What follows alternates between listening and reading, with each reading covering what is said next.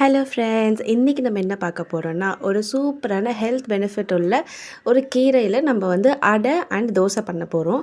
So இந்த கீரை தெரியாதவங்க கண்டிப்பாக இந்த வீடியோ பார்த்து தெரிஞ்சுக்கோங்க. இது வந்து முசு முசு கீரைன்னு சொல்லுவாங்க. இதில் அவ்வளோ ஹெல்த் பெனிஃபிட்ஸ் இருக்குது. அதுவும் கோல்டு ஃபீவர்லாம் இருந்ததுன்னா கண்டிப்பாக அதை எடுத்துக்கிட்டிங்கன்னா க்யூர் ஆகிடும்.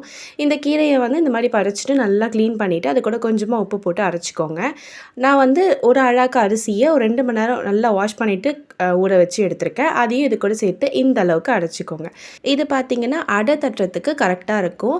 தோசைக்கல் சூடானதுக்கப்புறமா எண்ணெய் தடவிட்டு இந்த மாதிரி பால் மாதிரி பண்ணிவிட்டு அதிலேயே தட்டிக்கலாம். பயமாக இருக்கவங்க எண்ணெய் கவர் அப்படி இல்லைன்னா வாழை இலையில் தட்டிட்டு கூட நம்ம சேர்த்துக்கலாம். இதை வந்து நல்லா கோல்டன் ப்ரௌனாக எடுத்திங்கன்னா இன்னுமே சூப்பராக இருக்கும். ரொம்ப சாஃப்டாக சூப்பராக இருக்குங்க. இதுக்கு எந்த சைட் டிஷ்ஷும் தேவைப்படாது. அவ்வளோ சூப்பராக இருக்கும். நான் இதை வந்து இந்த மாதிரி மடிச்சும் காமிக்கிறேன், இதை புட்டும் காமிக்கிறேன். பாருங்கள் எவ்வளோ சாஃப்டாக இருக்குன்னு. இது ஒரு மஸ்ட் ட்ரைன்னு சொல்லுவேன். இப்போ இதுலேயே வந்து நம்ம தோசையும் சுடலாம்.